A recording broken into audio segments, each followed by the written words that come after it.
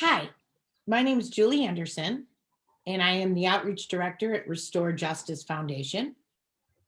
We're here today to talk with Chrisoula about having a loved one in prison during a pandemic and what that was like. I myself, my son Eric, has been incarcerated since he was 15 years old. He was sentenced to life. He has been resentenced to 30 years and will be out in 2025. But he's been in over 25 years, almost 26 years. And it's been a long journey. I want to say that the pandemic was probably, if not the worst year that he did out of 26. It was one of the worst years. I and my husband and my family have visited Eric every visit we were allowed over 26 years. So for a while, he was in Menard Prison, which is 365 miles from Chicago. He was there for 14 years. We visited him 5 times a month, which was the maximum visits allowed at that time. As I said, I'm with Restore Justice Illinois. I'm the outreach director. I coordinate a group of loved ones who have, they basically people who have loved ones who are incarcerated, who were incarcerated, most of them at a young age, and most of them have ridiculously long sentences. I want to have Chrisoula introduce herself and maybe just mention how you got here. Absolutely. My name is Chrisoula. My loved one, Deontay, is currently at Dixon. He has been at Stateville and Hill, and now at Dixon. So he became incarcerated just shy of 21 years old.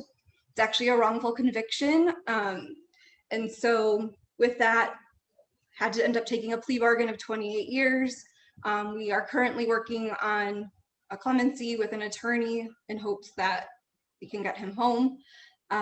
You would think a wrongful conviction would be easier to take to court, but it's not. So just there aren't many options aside from clemency at this point. So that's why we're kind of focusing on that right now. As my best friend since childhood, I've known him for about 30 years now. Came to my junior prom with me. We really had like a very close relationship over all these years. So I have been around, this entire time that he's been incarcerated, and it's obviously been very challenging. So through that, I have found different groups. Restore Justice, I do attend the meetings that Julie referred to for families. I also am a member of the End Illinois Prison Lockdown Coalition, where we did focus during the pandemic specifically on trying to find ways to deal with the mental and physical health of our loved ones and how the IDOC kind of handled the pandemic initially. So that is kind of where I'm at. I'm just an advocate for, again, just the mental and physical health that our loved ones endure, honestly, every day in prison, but especially during the pandemic. Yeah, I think it's important to talk about what happened in prison during COVID, how the Illinois Department of Corrections has handled things and is continuing to handle things. And I hope this dialogue sheds some light on how difficult it's been on those locked up and their families and their loved ones. At Restore Justice, we worked along with other coalitions to try and get testing, which took all the way till December of 2020 before they began any widespread testing in the department. They had cases, they had deaths. Testing was so limited.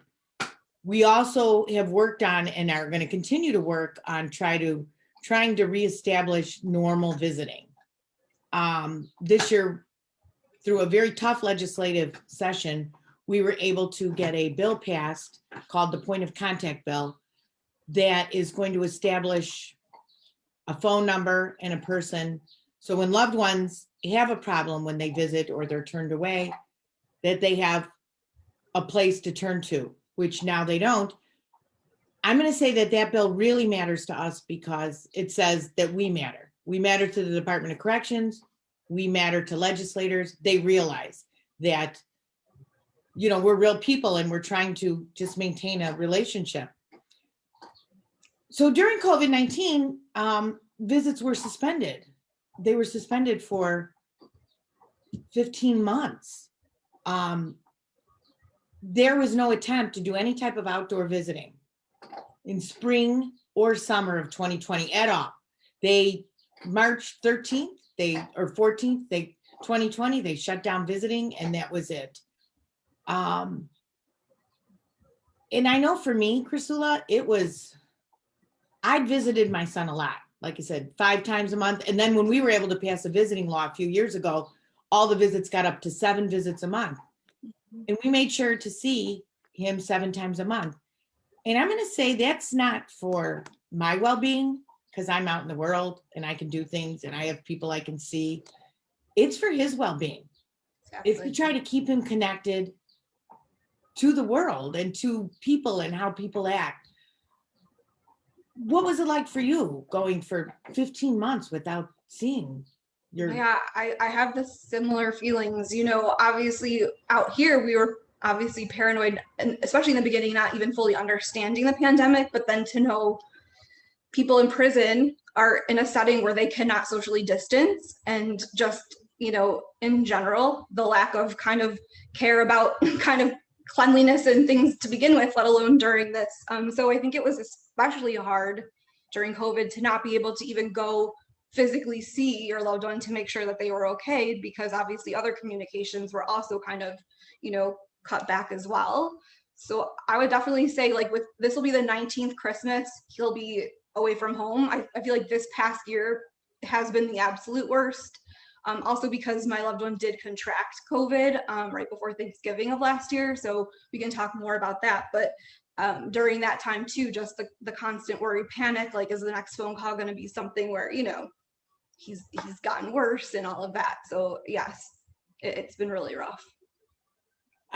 Yeah, I agree. I thought to myself when this hit, you know, Eric was sentenced to die in prison. He was sentenced to life when he was 15. And for 22 years, we lived with that life sentence.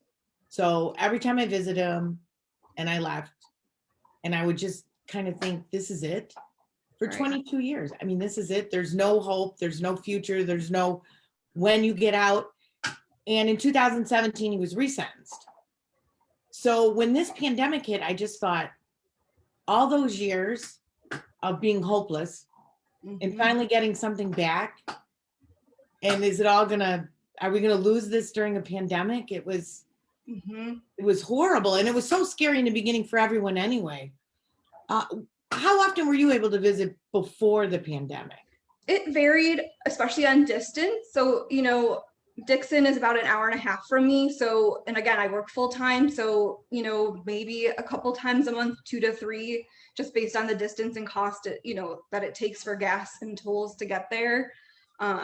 So, you know, if he was closer, obviously I would try to frequently visit more, but, you know, then it's made up of video visits, emails, the phone, if, you know, I can't get there in person. But going from that even to 0 was obviously, you know what I mean? It's still a significant thing. And like you said, it's really for them is the most part is just how much it means to them to, you know, the only people they are in contact every day is correctional officers that are, you know, in their face, dehumanizing them daily. So for them just to see a family member, someone that they love and care about, just being there for that little time is so huge and important for them. And also, if you think about it, most people in prison are coming home, and for reentry, it's super important to have that connection so that when you come home, you're not just all of a sudden having to acclimate back to society in general, but then having to kind of reacclimate, getting to know your family members. If they're actually coming to see you and you're keeping up with that relationship,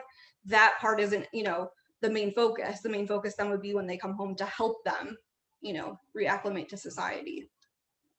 That's a good point. I always thought that the visits allowed us to just be a little bit normal for a few hours, have a pop, share a sandwich, share a meal, which is, you know, just a real human thing, and just talk about news or family members, or just to kind of, for them to get out of that environment and just be just like a regular person and just kind of shut everything off.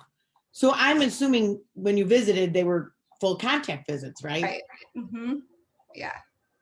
Yeah. So not only your hug in the beginning and the end, Right. but you could play cards or.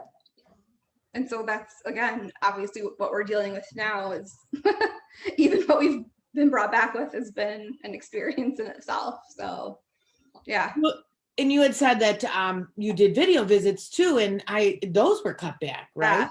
And they're still only 15 minutes. And as we know, for those of us that have experienced it, unfortunately, there's always connection issues, and mainly, at least at Dixon, it comes down to the bandwidth issues.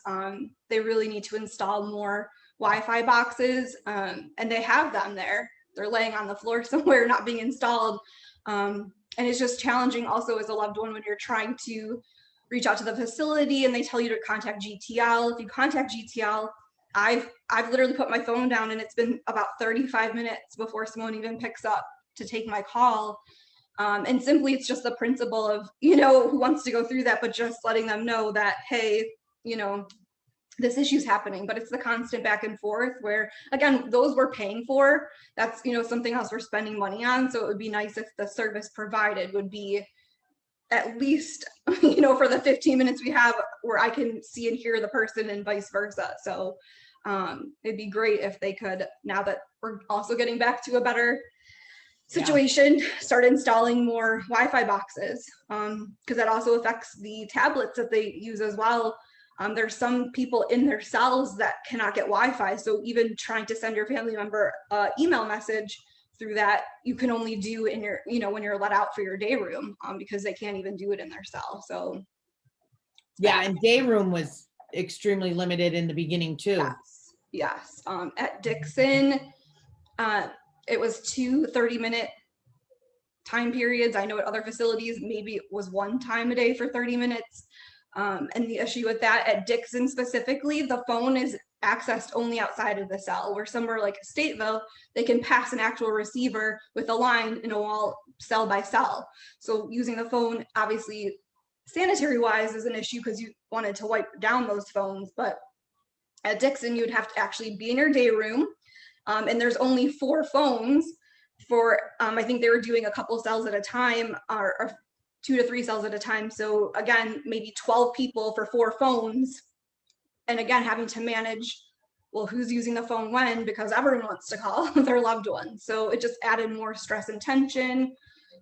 Even the fact that people couldn't go outside during this pandemic. It was at least 3 months between September and January that at Dixon, people were not given any yard time outside. So, again, while you're putting people through this where they can't socially distance and can't go outside and get fresh air, where we're being told that's the safest place to be. Yeah. It just added so much added stress and frustration on people that really wasn't necessary. Yeah, I agree. Eric he had such limited yard time. He got yard once every 8 weeks. It's only recently, and now they're only doing it once a week, which again, I don't understand that, because being outside is the place that's safe. Exactly. And so many of the incarcerated individuals are vaccinated now. Right. And they don't seem to be really changing that. I know video visits are still very restricted to 15 minutes. We quit doing them. They were so bad. They were so frustrating to have the picture pixelated, and then we'd lose the sound for 3 minutes, and it's only a 15-minute visit. Prior to that, how long were the video visits? I honestly can't remember off the top of my head. I mean, they had options. Yeah. Yes. Definitely much more time to have those types of problems and at least be able to get a better sense of seeing each other. Yeah. And the thing is I have noticed if you want to go on and schedule a video visit, there's a lot of openings because people gave up, I think, in general, probably before this, but honestly during it. In fact, that again, it's in a condensed time where, like you said, you're getting maybe a good 5 minutes where you both can see and hear each other, which is, I'm still doing it just because I know how important it is to him. Like he'll say, even if it's for 5 minutes, I can at least see you, physically see you on camera, then not. So Yeah, that's what I felt, but Eric was like, no, it's too much. It's too much. yeah, They didn't let him out because they were on a constant lockdown. Day room was extremely limited, which seems to be, very typical in the state of Illinois, that one facility, Menard, for instance, which is a maximum, has gotten very consistent day room right. throughout the pandemic. Mm-hmm. And then you get a medium facility, which Illinois River is, and they have been very restrictive on their yard time and their day room time. And it's only recently. You mentioned, you mentioned before that that your loved one, he did have COVID. He did. So in November, the housing unit he was in a cell of 4 men. So one of the men was going to be leaving the facility to have a medical procedure completed. So they did a COVID test on him, just obviously to make sure before he left the facility that he was not positive. And Deontay said next thing you knew, some officers showed up in like full out like PPE and took his cellie out immediately and basically said he was tested positive for COVID. You would naturally think then that the rest of that cell would be tested for COVID, and they were not. And my loved one's a worker and a porter, which means he's out and about all day cleaning and doing things. So they allowed those 3 men to continue to clean and be outside of their cell, again, around other people, not having tested them after being exposed, because obviously when you're sleeping, you're not wearing a mask in your cell. So you're breathing in the same air. Chances are there's going to probably be at least one other person in there that's going to contract COVID. So a few days later, my loved one started getting a little bit of the symptoms, no fever, but just kind of a tightness in the chest, not being able to breathe very well. A nurse came and checked his vitals and said, you don't have a fever, wouldn't test him. It kind of started to progress, and again, asked for, health services. A nurse came. And it was the 3rd time finally that the nurse, again, he still didn't have a fever, finally decided to test him. And sure enough, he tested positive. And then it took honestly another 4 days, because that he tested positive on a Sunday, and it wasn't until that following Thursday that they actually moved him to the quarantine section of the prison. So again, during all that time, he's still in the cell with now his 2 other cellmates. And I don't know, I just think in the beginning, like you said, before December, when they started, flat out testing people, it was just interesting that they were just focused on a fever. And also the fact that, again, that these men have been exposed to someone, and you're not going to automatically test. So when Deontay tested positive, did they test his other 2 cellmates? No, they didn't. And to this day, like until they started doing, they never did until they started doing the testing in December for everybody. So yeah, that was interesting and honestly frustrating, because again, that just is an example of how in all these facilities it spread like wildfire, because people are complaining of symptoms, but just because they didn't have a fever wasn't allowing you to test. And then again, these people have been exposed and you're not testing them. So yes. And I think from what they reported, I think the numbers are much higher because Absolutely. they didn't test. Absolutely. Like Deontay tested positive in November. Right. But maybe those other 2 actually had it, and they weren't even included in that in November. Well, and like the asymptomatic. Yeah, absolutely. Yeah. So I think the numbers were much higher, because my son tested positive the end of December, one of the first go rounds, and he was completely asymptomatic. Wow. He didn't have a fever. He wasn't sick. Thank goodness. Yeah. He's convinced it was a false positive, which could be. I mean, I don't know. Right. They do have those, but he was just like, but they kept him in a quarantine wing then for 3.5 months. 3.5 months? 3.5 months. Oh my goodness. I finally moved him from a quarantine wing. After I complained, they moved him to another quarantine wing where someone had just tested positive 3 days earlier in that wing. And when I questioned her, she said, well, I called and said, why would you move them from one quarantine wing to where no one was positive to a Mhm. quarantine wing where someone was positive? She said, well, we moved him back to his old cell. Like, that would explain it, right? Yeah. Sometimes I don't, Yeah, the logic it is, doesn't make sense. it escapes me, definitely. So how did you find out Deontay had? Was he Called able to me. call you? He was able to call me, yes. I think for him, the benefit of being a worker was that, I think he did have a little more access to use the phone than other people in his housing unit, because again, he would be out, and if someone wasn't on the phone, he could quickly just pick it up and, give me a call. Now, this was again prior to him being moved to the quarantined section, because that was very different. But yeah, he told me that he tested positive. Of course, my immediate internal is panic and fear. I didn't fully show it on the phone because I didn't want to make him, feel worried or scared more than he already was. But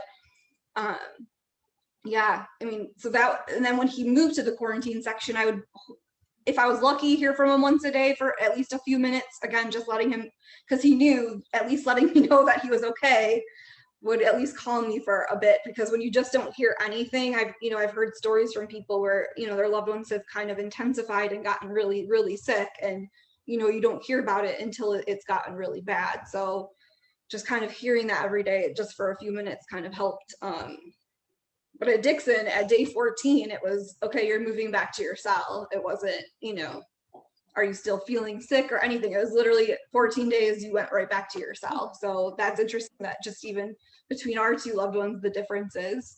Yeah, I'm thinking that obviously at Dixon, the virus read the memo about you can only keep someone sick for 14 days, and then that's it.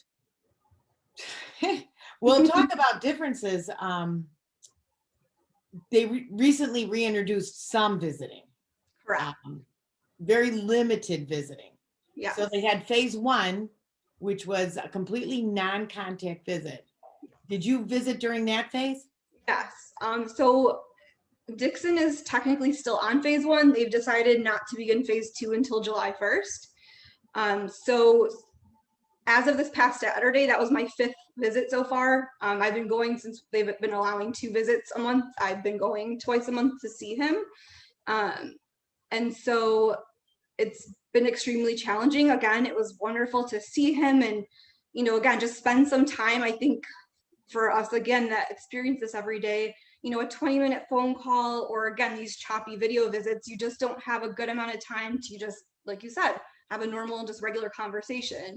The 20-minute phone call, you're just trying to jam in updates, what's going on, like high level important things, not just a normal kind of just chit chat kind of conversation. So the fact that at Dixon, the tables, because again, I know every facility is a little different. I mean, it is a full round circle table, and they have 2 pieces of plexiglass, like an X, and you're expected to sit across from your loved one. So literally where the plexiglass intersects is where you're looking. So it's almost like you have to lean to the side. And on top of it, the incarcerated men have to wear K95 masks while we're wearing medical masks. So the K95, although yes, it provides more protection, it also muffles the sound even more. So you're dealing with the plexiglass, the masks, and then, if you're in a room that it's a busy visiting session, you're also dealing with hearing the noise of other people. So it's been very challenging. And, for the most part, as far as how the visits ran and the scheduling for me, I know people have had issues scheduling on this online scheduler. It's worked out okay for me. I did have an incident that occurred this past Saturday, which, is unfortunate. And I'm still looking for answers just to try to understand just when rules are, again, established initially for phase 1. And technically, like you said, the IDOC has moved to phase 2, although Dixon has chosen to wait. Why we're now adding rules that will kind of further restrict and pull us back to rules that didn't even exist pre-pandemic. In short, again, I traveled 1.5 hours and, to get there. And within an hour of the visit, my loved one needed to use the restroom and asked to use the restroom and was told, no, I can't let you do that. We've stopped letting people go to the bathroom. So if you have to go, you're going to have to just end your visit.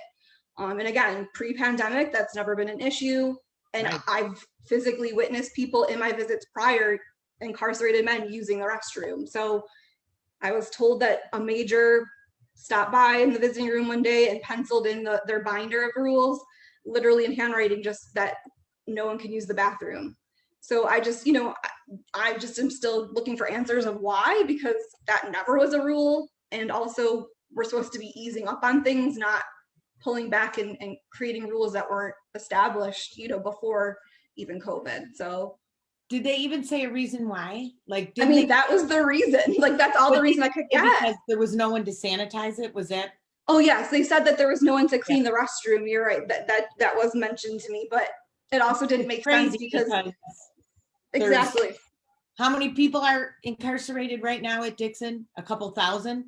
Yes, and There's my loved one, people to clean the restroom. right? And my loved one has been a worker and a porter, and if needed, if there was like a spray thing and whatever is needed, obviously he could even clean up after himself after using the restroom. So that was the reason provided to me, and I had asked to talk to a major or an officer, and I think what further frustrated me was the fact that I kind of was outright lied to, being told that it's a Saturday and there isn't anyone around, when we know that this is a 24/7, 365-day operation. Like, there's going to be a major here somewhere in this facility. Like you said, it's a pretty large facility. So that's kind of what, as a family member, again, I was talking in the same tone, just generally asking questions, because it was surprising to me that this was a pretty drastic change. It's not, a judgment call on like my shirt being too tight, or you know what I mean, the typical things that people experience. This is a pretty big thing where a basic human need of needing to use the bathroom is going to end the visit, where I've traveled so far to just be turned around within an hour of our visit. So I tried contacting the facility 4 times on Monday, to get nobody on the phone, and I attempted calling Springfield. I did get a woman on the phone that actually transferred me to someone in the warden's office at Dixon, and the woman at Dixon in the warden's office said she was going to transfer me to a shift commander, and her transferring essentially disconnected my call. So I did follow up calling back to Dixon and Springfield, and then shockingly those numbers weren't answering. At that point I felt like they were probably screening my call, because I just want an answer. It doesn't make sense to me. Again, judgment calls on clothes and whatnot, we can kind of go back and forth on, but using the restroom is just something I need some sort of, other than, like you said, saying that someone needs to clean it. It just doesn't make any sense. Especially when we move into phase 2, my loved one and I are both fully vaccinated. So we're going to be in the group that will be able to use the vending machines and stuff. So are you going to keep this rule where people are actually consuming food and drinks and you're going to tell them they can't use the restroom? That's where I just really would love to get some sort of answer about why. It just doesn't make any sense at all. And to add to the frustration, I went to visit on Saturday, my son, and we had to do that scheduling. I was the only person in the visiting room because the visit started at 8 a.m. Well, where he's at, Canton, is a 3-hour drive from Chicago, from my house. If you're southeast Chicago, it's going to be closer to a 3.5 hour, 3-hour and 45-minute drive. So the first visit starts at 8 a.m. That's a tough time to get there. I've been visiting prisons a long time, and having that hanging over my head. I know. My husband made me get up at 4 a.m. Mm-hmm. We had to leave the house by 4:30 because he was so nervous about us getting there on time. And then the whole time you're thinking, well, I hope we don't hit some big traffic jam or something, right? So I don't like that. And I think this whole scheduling, it was never done before except at the Supermax TAMs. Mm-hmm. They're the only ones who ever had to schedule. It was never done before. I don't see a reason for it. I think it creates a barrier for many people. I know you're good with the computer. You're very savvy. Right. A lot of people are not. Right. A lot of people, even in this day and age, there's a lot of family members we know who don't really have access. And I also thought the visiting portal was challenging to find on the site. Did you? Yeah, so when I think in general, as we know, even the memos that have been posted, even when phase 2 was just, at the beginning of this month released, it was, a very much hidden link within that page that if someone didn't see that, it didn't, scream, we're moving to phase 2. So for me, the scheduling, like I said, using it was fine, but I completely agree. I also think because I have gone into different facilities just to take a look, it's interesting that even the same information that's being asked, I think it's similar information, but it's not the same exact form for everyone. Nope. So I don't understand that either, since again, I would think that the IDOC would want a centralized kind of form that every facility would use. And even just the way it's laid out and things like all the messages are different. That was very interesting to see flat out on this website. And You're exactly right. I visited Illinois River on Saturday and their form was different. Mm-hmm. And I got a 3-hour visit and vending machines were allowed. There wasn't very much in the vending machines, which I completely understand with the vendors. They're not going to fill them up.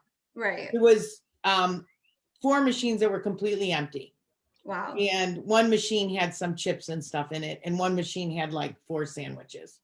And there was a pop and water machine. So that was fine. I got that and, whatever. My loved one asked to use the restroom and was not a problem. Okay. So, and we got a 3-hour visit. So then I go to Hill on Monday. Someone I visited, I consider him a family member. He's not, but he's very dear to me. And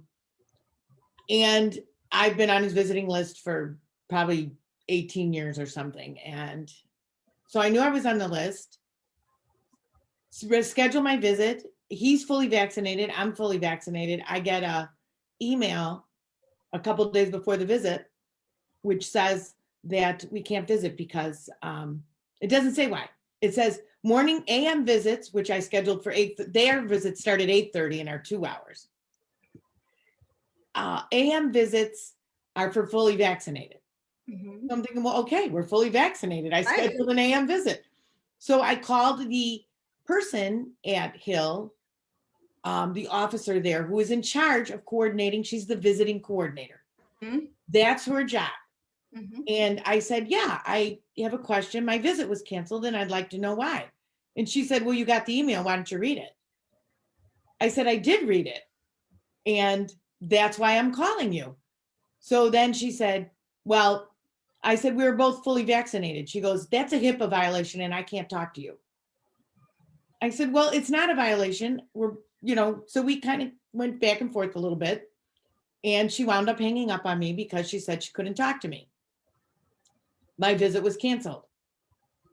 Now I know he's vaccinated. So I had to wait till the next day because I was kind of hot about it. And I made calls to the warden's office, spoke with someone very pleasant there who said, oh, they had a glitch with some of the guys. I said, well, I took off work. I want my visit back because now they're telling me I have to wait 7 more days because you have to book your visit 7 days in advance. I said, I already took off work. I'd planned to visit. And my thing was, he was really excited to get a visit after 15 months. Right. That's what it was. He was really looking forward to this, getting a visit. And he was so upset when I had told him they canceled it. He's like, just forget the whole thing. Don't even bother trying to visit, which they get upset. So she was real accommodating, but she said, oh, I don't know if I can get your visit back on because we don't run that visit. This is an outside service. Okay. This portal you go to. Right. So she was trying to tell me they don't have access to this, which. Right. Right. I mean, they definitely can update. They clearly can update and edit the material and information there. So they can definitely edit the visits in there as well. So she did, in fact, update it. She did get me in for the visit, which was supposed to be a phase 2 visit, which meant vending machines. And when I got in there, I was snapped at. Really? The vending machines are empty. Don't bother bringing in a card. I don't even know why they put that on the internet. And I was just like, well, okay then. Right. So it was, and that was only a 2-hour visit. That started at 8:30. So, and again, I was nervous about getting there by 8:30. Once you have that deadline, you know, our executive director, Joby, went to visit yesterday, and her visit was at the 11:30 visit, I think. And Okay. she left and was there like almost 2 hours early because she was so nervous about it. She's like, And I'm too nervous to try to yeah, cut it close. So I it's think just, that's it's a really important thing to point out though, because really, like you said, for our loved ones, this, and even again on Saturday for me, my loved one was literally sitting there to the point he literally couldn't hold it anymore and felt horrible having to, know that the visit was going to end. And it's just, for them, it's such a huge deal. And as family members, again, traveling, and even when it wasn't a scheduled visit, you just are always anticipating, like, what am I going to expect when I get there?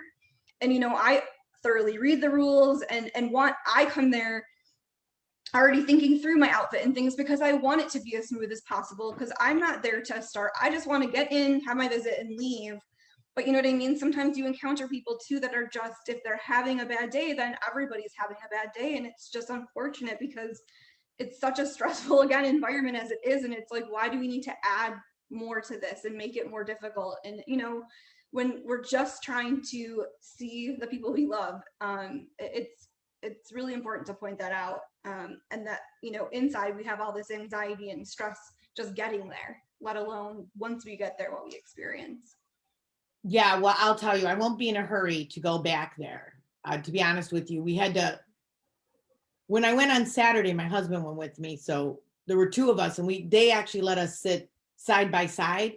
So we only had one piece of plexiglass rather than that, as you said, all of the tables so far have had that X in the middle, Okay. which you can't see through. So for me, it was great to get a hug from both those guys. I mean, it really, really meant a lot. And they really held on tight. I will say that. They really, for them, they've probably not really had any kind of contact at all like that. So it was important. But I don't know if I'm in a hurry to drive 3 hours and spend $50 on, a tank of gas to sit for 2 or 3 hours with a mask on, with plexiglass, when we're all fully vaccinated. I Right. find that frustrating. I do too. Yeah, we got vaccinated, and I look, and I'm not sure about Dixon because I have not been there, but at Hill and Illinois River both, in the visiting room, you can look right out the window, and there's a patio enclosed with a brick fence, a brick wall. With it at Illinois River, there's concrete tables already out there. Mm-hmm. And I know the directions said utilize outdoor spaces. Yes. Why couldn't we sit outside? Exactly. We were the only people in the visiting room. Exactly. Yeah, Dixon has a courtyard right outside the visiting center, but I mean, all of these facilities, as you know, when you pull up to them, the fence, the outside fence, I mean, there's acres of land that they could even set up a small area for visits. I think each facility is definitely capable of it. Obviously, we know that will take additional kind of thought and, planning into how they would do that, but it's definitely possible for sure. And I don't see why fully vaccinated visits have to be masked and behind plexiglass.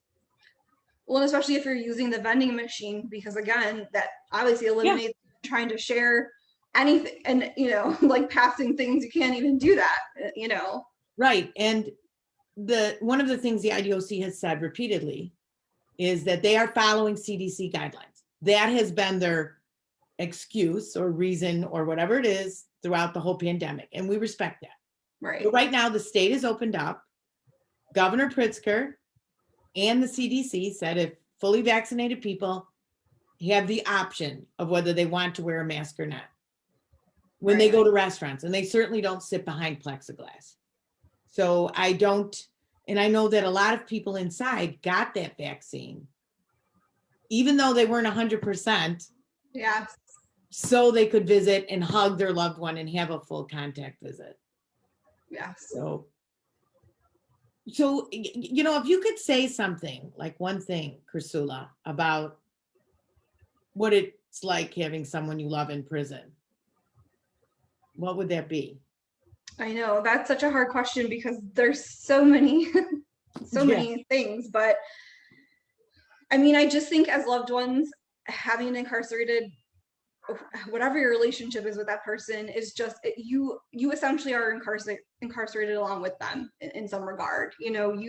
I live constantly daily with the stress of just making sure that he's okay, and am I going to hear from him? When am I going to hear from him? And I think, you always have your phone glued to you because you don't know when they're going to call, and for me, working full time, I can be in a meeting and it's heartbreaking to see him calling me and I can't even answer it. And then it's like, is that my only opportunity? So I think just the daily additional stress that we deal with in our everyday life with this added on top. And I think also you mentioned the bill that you all had passed, which is great. I think for me, the important thing that I just want to say that I wish that, I think Director Jeffries and his team, I think at a high level truly, care and want things to be run smoothly. But the problem is that no one is actually going to each facility, even unannounced, and also not listening to family members who are dealing with the realities of, okay, you're establishing these rules, but they're not actually happening. And then when we try to find somewhere to report this or document it, we're left with being hung up on or transferred around, and it's very frustrating. So, I've reached out to even my lawmakers to just let them know, because again, they're also the ones making decisions about these bills where, it's important that they're kind of aware of what we deal with. The director, Governor Pritzker, they may have one idea of what's happening, but the reality is completely different. So I really hope that with this, moving forward, that the IDOC will, implement and hire someone as soon as possible. Because again, for the experience I had on Saturday, I think I would just feel better, a little bit better, being able to at least report it to somebody and have it looked into, versus now where I'm just, you become, like you said, we do matter. And I feel like currently I don't matter in that situation. And that's what really just over all these years has frustrated me, that there has been nowhere to go to kind of, just state kind of the things that are, again, completely, like, this is the situation that happened on Saturday is completely, to me, asinine. Like, it's not, again, a judgment call. This is like literally taking away a human need that has never been restricted before. So in summary, that's what I would say. I know that's a lot, but I could go on about other things too, but I know we're limited on time. I would agree. That was completely unnecessary. It was just cruel. And Yeah. sometimes when you go visit, I'll say that sometimes it's hard to fathom. I've never committed a crime, well, maybe I've committed. I think we all have in some way, but yes, we're just lucky and have not. Yes. Right. And I get treated like that a lot of times. And I think it's so hard to have someone you love in prison. It's so hard to see them with, terrible medical care, terrible food, closed quarters, heat that's just unbearable in the summer, unbearable. Because there's absolutely no air conditioning anywhere except if you're in the officers' areas. And not only is there no air conditioning, there's no air circulation. Mm-hmm. I know last year with COVID, and I just thought of when it was in the 90s, and it was just some of the most, I just couldn't even think about it sometimes. It just, sometimes you just, and a lot of times families lose contact, and that's because it's just really hard. Yeah. It's really hard to know that and care. Like, sometimes it's easier to block it out, I think. So. It is. And I think, but those of us that obviously do stick by and go through that, because at the end of the day, as difficult as it is for us, it's honestly still triple, however many numbers you want to say, more difficult for them. And I think that also on Saturday reminded me, just in that moment, how I felt dehumanized and I didn't matter. But then thinking about, he has to deal with this 24/7 and is spoken to and treated like that every single day for the past almost 19 years. That's where it, again, just breaks your heart. So I refuse to, step away and, not be his advocate out here and try to get answers on things. So it's important for families, honestly, also to speak up. I know it's difficult. You don't want retaliation and things, but, I'll just speak to the isolated incident that happened Saturday. It definitely is not the only time that has happened. It's just that, his cellmate had that experience a couple weeks ago, but he was able to hold to go to the bathroom, so he didn't end his visit, but his family still it would have been nice if they contacted the IDOC, or I know Restore Justice has a form to fill out, because the more people that are kind of documenting this, it's going to show that it's a pattern, not just, oh, you maybe upset this officer and they're just picking you out to, Yeah. you know, give this restriction to. I really just want to encourage family members to feel more comfortable. And if you don't, you know, reach out to us in these groups that we can help you, even if you don't know how to do that, to support you in trying to figure out how to, you know, appropriately go about it. Because we also know if you just start screaming and going crazy, that you're not going to get anywhere with that reaction at all. Yeah, you have to be careful. But you're right. Silence is acceptance. And yeah, sometimes you have to stand up to the playground bully. And I often think, if they're treating me like this and they know I have a voice, what are they treating the people like inside when no one's watching, right? yeah. It speaks to that level. But I hope going forward that the department really begins to remove that plexiglass, to give fully vaccinated people all of our visits, our 7 visits a month back. And we can get maybe just a little bit more normal, aside from all the other things they need. Right. But I think for the visiting, that would be great if they could just, again, continue to ease up, like you said, to follow the CDC. Like, I'm happy that they're now taking safety precautions. Like, I don't want to discredit that, because obviously early on it was very, you know, everything just kind of blew up as far as the numbers and it got out of hand. And now I understand they're trying to do what they can to control that. But at the same time, we're not following actually what is being recommended by the CDC. So that's where, again, as a family member, it's frustrating, because it's preventing us from having those just, I mean, come on, we're now moving to a 3-hour visit where, again, like you said, some of them used to be 4 hours, where that's the little time we have that we can have like just a little normalcy in our lives, and not just for us, but our loved ones. So I agree, Julie. Absolutely. Chrisoula, I really, really want to thank you for coming on today. Thank you. For all the work you do. I know you're there, and you're Deontay's voice, so he's lucky to have someone. As you can see or hear, I have dogs. So I'm Julie Anderson, and thank you all for joining us. Thank you.